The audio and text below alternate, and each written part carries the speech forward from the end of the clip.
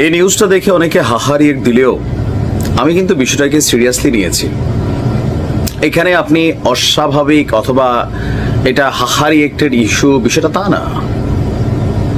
এই মুহূর্তে ভারতের জন্য সবচেয়ে বড় যে ঝামেলার ক্যারেক্টারগুলো এদের মধ্যে আমাদের এনসিপির যে পোলাপাইনগুলো আছে, এরা প্রত্যেকে টার্গেটেড এবং কি এটা এরা নিজেরাও বোঝে যে ডক্টর মোহাম্মদ ইউনূসের সরকার সরে গেলে খুব সহজেই এদের জীবনও যেতে পারে। এটা কিন্তু আসলেই বাস্তব। এবং আমরা যখন নিউজটি করছি অলরেডি আপনার এরকম চাঞ্চল্যকর তথ্য গণমাধ্যমে এসেছে। দৈনিক আমার দেশ পত্রিকায় যে নিউজটা ছাপানো হয়েছে সেই তথ্য অনুযায়ী ঘটনা কিন্তু সত্যর মতোই। দর্শক, সাম্প্রতিক সময়ে আমাদের একজন গ্যাংস্টার সুব্রত বাইন গ্রেপ্তার হয়েছেন, সাথে তার সহযোগী মোল্লা মাসুদ সহ আরো কয়েকজন সেনাবাহিনীর হাতে রিমান্ডে আছে। রিমান্ড থেকে একের পর এক চাঞ্চল্যকর তথ্য দিচ্ছে। বলা হচ্ছে যে 2023 সালে সাবেক স্বরাষ্ট্রমন্ত্রী আসাদুজ্জামান খান কামাল, এমটিএমসির সাবেক ডিজি জিয়াউল হাসান এবং ডিআইজি মনিরুল ইসলাম সরাসরি সুব্রতের সাথে দেখা করেছিলেন। পরিকল্পনা ছিল জনাব তারেক রহমানকে লন্ডনে গিয়া হত্যার পরিকল্পনা। কিন্তু সরকারি প্রেক্ষাপট পরিবর্তনের পর, এই সরকার পতনের পর মিশন পরিবর্তন হয়েছে।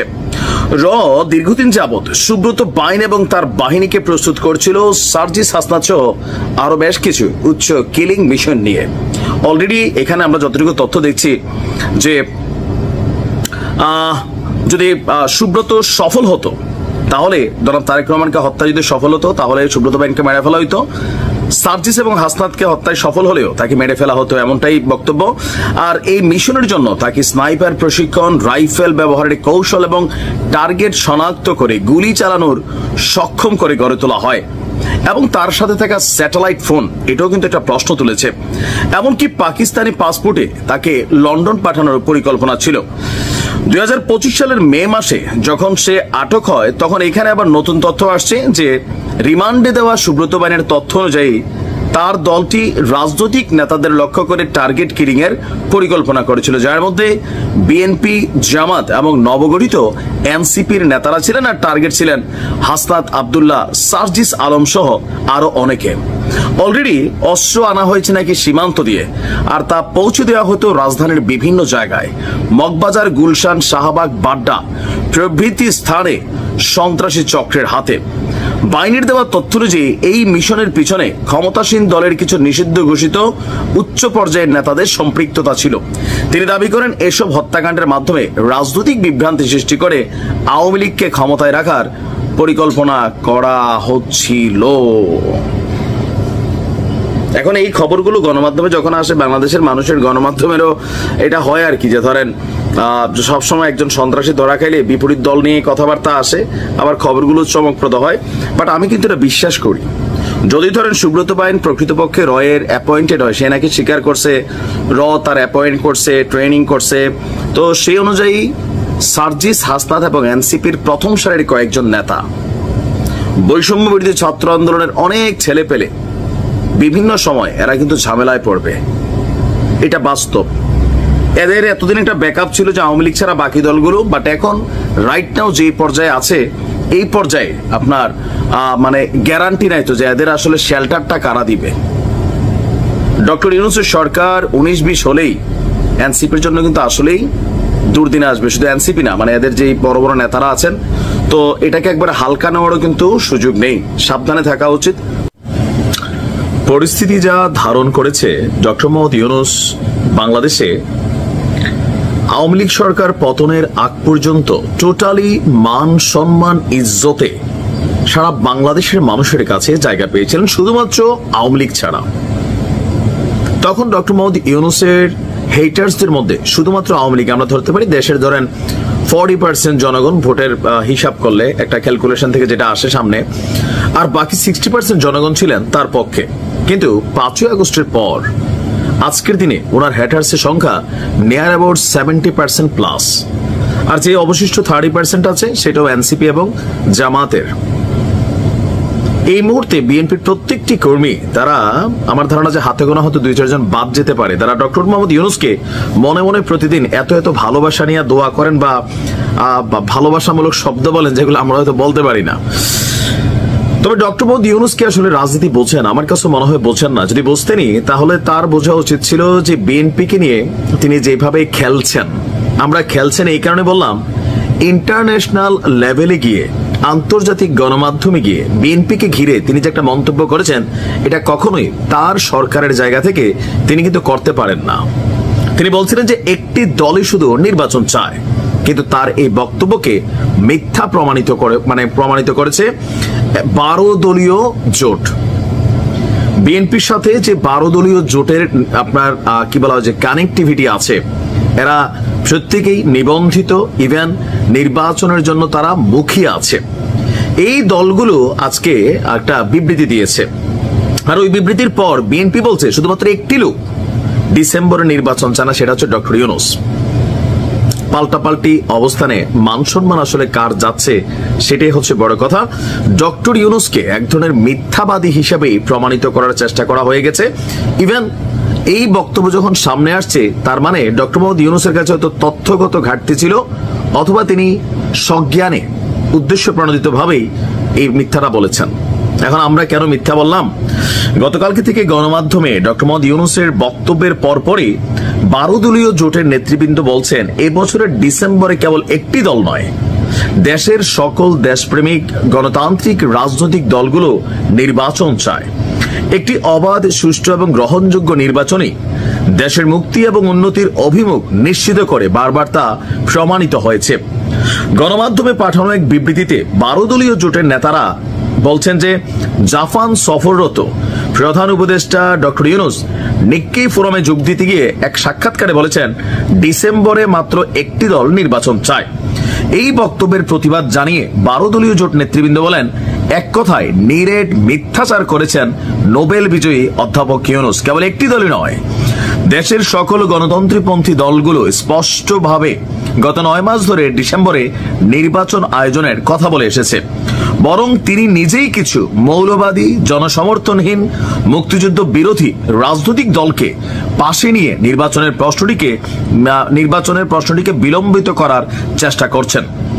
তারা বলছেন যে আমরা 12 দলীয় জোটের পক্ষ থেকে দফায় দফায় এবছরে জুনের মধ্যে নির্বাচনের কথা বলেছি।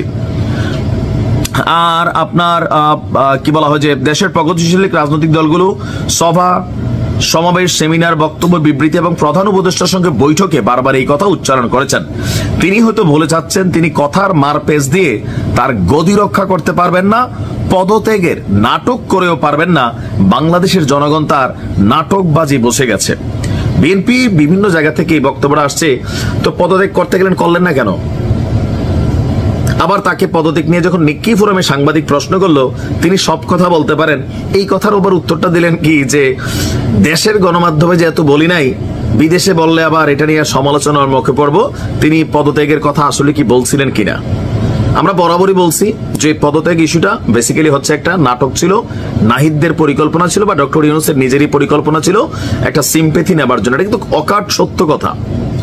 তো এই বিবৃতি যারা দিয়েছেন, যারা ডক্টর মোহাম্মদ ইউনূসকে আবার মিথ্যুক হিসাবে বা মিথ্যাচার করেছেন হিসাবে প্রমাণিত করেছেন, তারা হচ্ছেন 12 দলীয় জোট প্রধান এবং জাতীয় পার্টির চেয়ারম্যান মোস্তফা জামাল হায়দার, জোটের মুখপাত্র বাংলাদেশের এলডিপির চেয়ারম্যান শাহাদাত হোসেন সেলিম, বাংলাদেশ জাতীয় দলের চেয়ারম্যান সৈয়দ এহসান হুদা, জমিয়তে উলামায়ে ইসলাম বাংলাদেশের মহাসচিব ডক্টর গোলাম মহিউদ্দিন ইকরাম, জাতীয় গণতান্ত্রিক party Rashed Pradhan, labour party Bangladesh chairman lion Faruk Rahman, Kalyan party Bangladesh Shamsuddin Parvez, Islami Oikyajote chairman Abdur Rakib, ইসলামী পার্টির মহাসচিব আবুল কাসেম, নয়া গণতান্ত্রিক পার্টির সভাপতি এম এ মান্নান এবং প্রগতিশীল জাতীয়তাবাদী দল এইটার চেয়ারম্যান ফিরোজ মোহাম্মদ লিটন। তো তারা যখন বলছে তারা সরকারের সাথে সাক্ষাতে বিভিন্ন সময় নির্বাচনের কথা বলছে, তো ডক্টর মোহাম্মদ ইউনূস তিনি আসলে কেন জাপানে গিয়ে এমন কথা বললেন?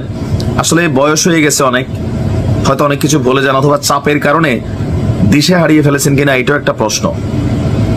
দেখা যাক বিএনপির এই বক্তব্যকে তিনি কিভাবে আবার কাউন্টার করেন। হ্যাঁ, ডক্টর মোহাম্মদ ইউনূস তিনি যখন বলেন বিশ্ব শোনেন, বাট আমাদের রাজনীতিবিদরা যখন বলেন বিশ্ব কমই শোনেন, কারণ একজন রাজনীতিবিদ আর ডক্টর ইউনূসের মধ্যে আকাশ পাতাল পার্থক্য। কজ তিনি একজন নোবেল লরিয়েট এবং তার যে থিম থিসিস বিশ্বজুড়ে সমাদৃত। তো এরকম একজন ব্যক্তি আন্তর্জাতিক অঙ্গনে বা একটা মানে যে কোনো দেশে গিয়ে যখন ট্যুরে যান অথবা সফরে যান, সরকারি সফরে, সেখানে গিয়ে কথা বলেন। এই কথাগুলো পৌঁছে যায় কোথায়? বিশ্বের একদম সেন্ট্রাল পয়েন্টগুলোতে। আর সেই সেন্ট্রাল পয়েন্টে পজিটিভলি হোক নেগেটিভলি হোক তিনি বিএনপিকে পরিচয় করে দিয়েছেন ভিন্ন রকম ভাবে। তবে বিএনপি এটাকে পজিটিভ নেয় নাই, বা তাদের যারা সমর্থকরা আছেন তারাও নেয় নাই যে আপনি ঘরের ছেলেকে বিদেশে গিয়া আপনি চিনাই দিচ্ছেন কি হিসাবে? সংস্কারের পথে বাধাকারী হিসাবে। দর্শক, এই মুহূর্তে খুবই ভাইরাল একটা ইস্যু হচ্ছে ডক্টর মোহাম্মদ ইউনুস। তিনি এই মুহূর্তে আপনারা জানেন যে জাপান সফরে আছেন। তো সেখানে Nikki forum future of Asia, মানে এশিয়ার যে ভবিষ্যৎ, তো সেখানে একটা আন্তর্জাতিক সম্মেলনে প্রশ্ন উত্তর ছিল তার কাছে অনেকগুলো। তো এর মাঝখানে তিনি একটা উত্তর দিয়েছেন যে দেশের সব রাজনৈতিক দল না, আমাদের জানা তথ্য মতে 42 থেকে 45টি দল আছে রেজিস্টার্ড, লাইসেন্সড, এনসিপি এর বাহিরে, বাকিরা হইলে এটা আর একটা বাড়বে। যাই হোক, দেশের সব রাজনৈতিক দল নয়, শুধুমাত্র একটি নির্দিষ্ট দল ডিসেম্বরে জাতীয় নির্বাচন চায়। আর ডক্টর ইউনূসের এই মন্তব্যে বিএনপির সাথে যে দ্বন্দ্ব অথবা দূরত্ব সেটা বৃদ্ধি পাবে, এটা খুবই সিম্পল একটা ইস্যু। আর জাপানে অনুষ্ঠিত এই প্রোগ্রামে ডক্টর ইউনূস বলছেন অন্তর্বর্তী সরকার মূলত 3টি লক্ষ্য নিয়ে কাজ করছে: সংস্কার, তারপর হবে বিচার এবং নির্বাচন। তিনি 3টা ওয়ার্ড ধারাবাহিকভাবে বলছেন, সংস্কার, বিচার। কার? আওয়ামী লীগের, বা যারা ফ্যাসিজমের সাথে জড়িত ছিল, জুলাই আগস্টে হত্যাকাণ্ডে জড়িত ছিল। এরপর হচ্ছে নির্বাচন। সংস্কারের রূপরেখাই আমরা এখনো পাইনি। তো যদি এই 3টা লেখা তিনি যেগুলো বলছেন, 3টা ওয়ার্ড ধারাবাহিক ধরলে নির্বাচন আগামী ডিসেম্বরের জীবনও হবে না, জুনে হয় কিনা সেটাও সন্দেহ দেখা দিবে। বলতে পারেন যে জনগণ চায় আমি আরো থাকি। তো তিনি বলছেন যে জাতীয় নির্বাচন 2025 সালের জুনের মধ্যেই অনুষ্ঠিত হবে, তবে সেটা চলতি বছরের ডিসেম্বরে হতে পারে। তবে নির্বাচন কবে হবে তা অনেকটাই নির্ভর করছে কাঙ্ক্ষিত সংস্কার কতটা বাস্তবায়িত হয়েছে। সংস্কার কোনোটাই বাস্তবায়িত হয় নাই। তো ওনার ভাষায় তিনি বলছিলেন, আমরা যদি দেশ এবং প্রতিষ্ঠানগুলোকে আগের অবস্থায় ফিরিয়ে দিয়ে যেতে চাই তাহলে ডিসেম্বরে নির্বাচন সম্ভব। তো এখানে তিনি কি বুঝেছেন? করাপ্টেড বাংলাদেশ, ফ্যাসিস্ট বাংলাদেশ, আমি জানি না মানে কি কি শব্দ বাংলাদেশের সাথে নেগেটিভ করা আছে। প্রতিষ্ঠানগুলো ভেঙে গেছে, তিনি বলছিলেন লুটপাটে ভরে গিয়েছিল, আমরা সেই ভাঙা জাতির হাল ধরছি, তরুণদের চোখে চোখ রাখছি, স্বপ্ন দেখছি, বাংলাদেশকে বদলানোর কথা শুনছি, সেখান থেকে আমরা রিফর্ম করতে চাচ্ছি। ইংরেজিতে তিনি এই কথাগুলো বলছিলেন। তো সেই জায়গায় তিনি যখন বলছেন যে যদি ডিসেম্বরে নির্বাচন হয় তাহলে দেশে কোনো সংস্কার, কোনো পরিবর্তন হবে না, আগের জায়গায় মানে 5ই আগস্টের আগে যেই বাংলাদেশ ছিল ওই জায়গায় ফিরিয়ে দিয়ে যেতে চাইলে ডিসেম্বরে সম্ভব। আবার আমরা যদি কিছু সংস্কার করি এবং বাকি সংস্কারের জন্য অপেক্ষা করতে চাই তবু ডিসেম্বরে নির্বাচন করা যেতে পারে। কিন্তু যদি আমরা একটা ভালো সংস্কার কাঠামো গড়তে চাই তাহলে আরো 6 মাস সময় নিতে হতে পারে। তিনি বলছেন যারা ডিসেম্বরে নির্বাচন চাচ্ছে তারা আসলে সব রাজনৈতিক দল নয়, শুধু একটি নির্দিষ্ট দল এই দাবি করছে। এরপরই তো ভাই বাংলাদেশের মিডিয়াতে আসার পরে একদম ডক্টর মোহাম্মদ ইউনূসকে নিয়ে বিএনপির মানে একদম প্রান্তিক লেভেলের পোলাপাইন থেকে আওয়ামী লীগের সময় যেমন ডক্টর ইউনূসকে নিয়ে একদম প্রান্তিক গ্রামের একজন ছেলে যে আওয়ামী লীগকে সাপোর্ট করতো বিভিন্ন পয়েন্টে, সেও কথা বলতো, সমালোচনা করতো। শেখ হাসিনা যখন বলতো তখনও তারা এনজয় করতো। আজকে ঠিক একই অবস্থায় বিএনপির কাছে ডক্টর মোহাম্মদ ইউনূসের অবস্থান, তবে প্রেক্ষাপট দুইটা ভিন্ন। এখন তিনি সরকার, আর তখন ছিলেন তিনি ভিকটিম কারো কারো ভাষায়। মানে এখন তিনিই সরকার।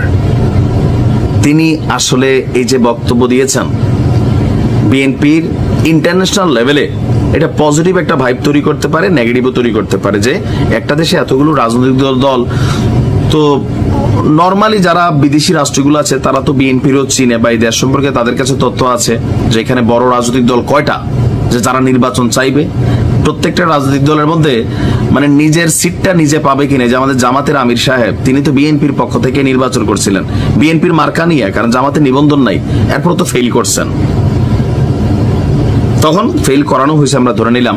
তো এরকম যে দলগুলো আছে 42টা দল থেকে মিল্লা 10টা এমপি আসবে কিনা তাও সন্দেহ আছে। দেখা যাক কি হয়। আন্তর্জাতিক অঙ্গনে বিএনপি মনে করছে তাদেরকে হেয় প্রতিপন্ন করা হয়েছে। এখন তিনি কি বুঝাইছেন তিনিই ভালো জানেন।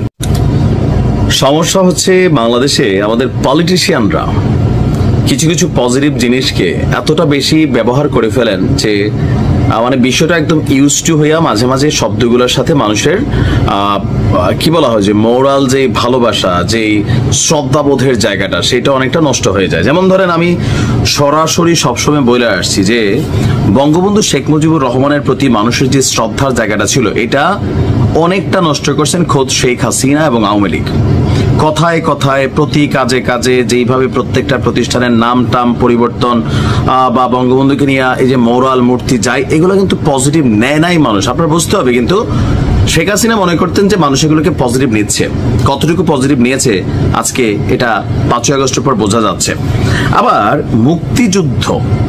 মুক্তিযুদ্ধের এই বিষয়টাকে আওয়ামী লীগ মনে করতো এটা তাদের একান্ত ব্যক্তিগত বিষয়, মুক্তিযুদ্ধ শুধু আওয়ামী লীগই করছে, অন্যান্যরা করে। এমনকি এই নিয়ে শহীদ প্রেসিডেন্ট জিয়াউর রহমানকেও নানান ধরনের কটূক্তি করা হয়েছে, যেখানে বঙ্গবন্ধু খোদ জিয়াউর রহমানকে একটা উপাধি দিয়ে গিয়েছিলেন।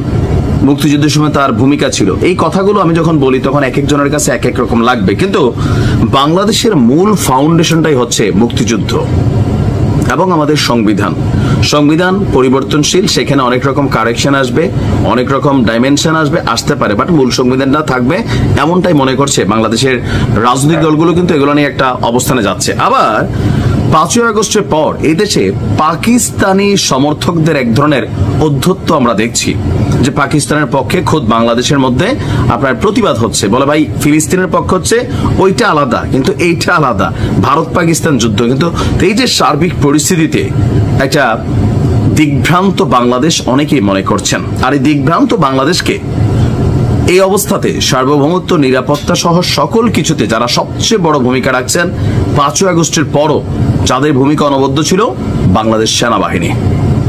তো আমাদের সেনাবাহিনীর যিনি লিডার আছেন, সেনা প্রধান জেনারেল ওয়াকারুজ্জামানকে নিয়ে হাতে গোনা কয়েকজন ব্যক্তি বাদ দিলে তারা একটা দল হিসাবেই কাজ করছে।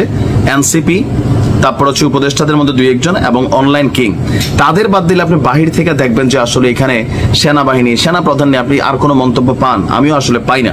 তাদের কথাতে যত একটা বড় সংখ্যক ফলোয়ার আছে, একটা বিভাজন একদম সেনাবাহিনীর মধ্যে ঢুকে গেছে অনেকে বলেন। বাট আনটিল নাও যেটা প্রমাণিত যে আমাদের সশস্ত্র বাহিনীগুলো তারা একজোট আছে। অনেক কিছু হচ্ছে কিন্তু ভেতরে ভেতরে সবকিছু আমাদের জানানো দরকার নাই। জেনারেল ওয়াকারুজ্জামান আবারও একটা বক্তব্য দিয়েছেন গতকালকে। এই বক্তব্যটাকে বিশ্লেষণ করলে চুলছাড়া এখানে বেশ কিছু মেসেজ ক্রিয়েট করা হয়েছে, অথবা তিনি বলেছেন, আবার এটা নিয়ে যারা বিশ্লেষক আছেন তারা নানান মেসেজ ক্রিয়েটও করতে পারেন, যে সেনাবাহিনী আসলে কোন চেতনায় বিশ্বাসী। দর্শক, জেনারেল ওয়াকারুজ্জামান সংবিধান এবং মুক্তিযুদ্ধের চেতনায় উজ্জীবিত হয়ে অতীতের মতন ভবিষ্যতেও বিশ্ব শান্তি রক্ষায় ইউএনওর পাশে থাকবে বাংলাদেশ। শব্দগুলো খুবই ভারী ভারী শব্দ। হঠাৎ করে কেন বললেন? গতকালকে আন্তর্জাতিক জাতিসংঘ শান্তিরক্ষী দিবস ছিল, তো সেই দিবস উপলক্ষে একটা প্রোগ্রাম ছিল যেখানে তিনি বলছেন, দেশের সংবিধানের নির্দেশনা আর মুক্তিযুদ্ধের চেতনায় অতীতের মতন ভবিষ্যতেও বিশ্ব শান্তি প্রতিষ্ঠায় ইউএন এর পাশে থাকবে বাংলাদেশ। বিশ্ব শান্তি রক্ষায় কাজ করে যাবে বাংলাদেশের সশস্ত্র বাহিনী। জাতিসংঘের প্রতি এই প্রতিশ্রুতিগুলো তিনি জানান। ওই সময় এখানে অনেকে ছিলেন, আমরা দেখেছি স্বরাষ্ট্র উপদেষ্টা সহ আরো অনেক গুরুত্বপূর্ণ ব্যক্তিরা ছিলেন। এখন এই বার্তার মধ্যে একটা জিনিস তো স্পষ্ট, যারা পাকিস্তানি হালকা হালকা প্রেতাত্মা ক্যারেক্টার আছেন, পাকিস্তানের ন্যারেটিভ এস্টাবলিশ করতে চান, পাকিস্তানকে এই দেশে একটা জায়গা বা ফেসিলিটেট করতে চান। দেখেন, আমাদের ভারতের সাথে শত্রুতা না, কিন্তু রাজনৈতিক শত্রুতা, জনগণের সাথে বন্ধুত্ব। ভারতের বিজেপি সরকারের সাথে আমাদের যত ঝামেলা, এমনিতে কিন্তু কলকাতার জন্য আমরা ভালোবাসা কন্টিনিউ থাকে, মমতা দিদির পছন্দ করি, আর অনেক কিছু আমরা করি। ভারতের সাথে সম্পর্ক খারাপ মানে এনে যে পাকিস্তানিদের আমরা এই জায়গায় জায়গা দিব। অনেকে এটা ভাবতেছেন যে এই সুযোগ দিয়া এই নানান ধরনের স্লোগান, ডায়লগ, ন্যারেটিভ এই দেশে কিন্তু খাওয়ানোর চেষ্টা করতেছেন কথায় কথায়। তবে এগুলা যারা করতেছেন, এই যে পাকিস্তানপন্থী একটা পিন্ডিপন্থী বাংলাদেশ, অনেক ফিলিংস বিভিন্ন জায়গায়, বিশেষ করে আমাদের আলেম সমাজদের একাংশ তাদেরকে ব্রেইন ওয়াশ করে হোক, যেমনি হোক, এই জিনিসটা আমরা মাঝে মাঝে অবলোকন করি। সবাই না, যারা জ্ঞানী তারা এই কাজগুলা করেন না, তো একাংশ আছেন। এগুলা সেনাবাহিনী অবজারভেশন করতেছে না, অবজারভেশন করতেছে। এই মেসেজটার মধ্যে দুইটা জিনিস একদম ক্লিয়ার। মুক্তিযুদ্ধের চেতনায় এই দেশের সেনাবাহিনী সশস্ত্র বাহিনীগুলো চলে। সো এখানে মুক্তিযুদ্ধের বিরোধী শক্তি অথবা মুক্তিযুদ্ধ বিরোধী কোনো অ্যাক্টিভিটিস এটাকে সেনাবাহিনী পজিটিভ নিবে না, দেশের জনগণও নিবে না। একাংশ 10% তো নিতে পারে, কারণ এখনো অনেকে চায় পাকিস্তানের সাথে মিলা যায়, এক মার দুই ছেলে হারাই গেছিল, হারিয়ে যাওয়া ভাই, নানান ডায়লগ ন্যারেটিভ দিয়া অনেকে পাকিস্তানরে খাওয়াইতে চান। জাতির ব্যক্তি ইচ্ছা, সে পাকিস্তানরে খাবে নাকি ভারতরে খাবে। আমার ভাল লাগলে আমি খেলা দেখবো পাকিস্তানের, আমার ভাল লাগলে আমি গান শুনবো ভারতের, আমার ভাল লাগলে মনে করলেন যে আমি বলিউডে যে ঘুরে আসবো, করাচিতে ঘুরে আসবো, ইটস আপ টু মি। আপনি আমার ব্রেইন ওয়াশ করে কোনো ন্যারেটিভ তৈরি করার চেষ্টা করবেন না। অনেকে আমরা করছি আর এগুলো তো অনেকে পাও দিচ্ছি। ভালো থাকুন। সেনাবাহিনীর প্রধানকে অনেক ধন্যবাদ।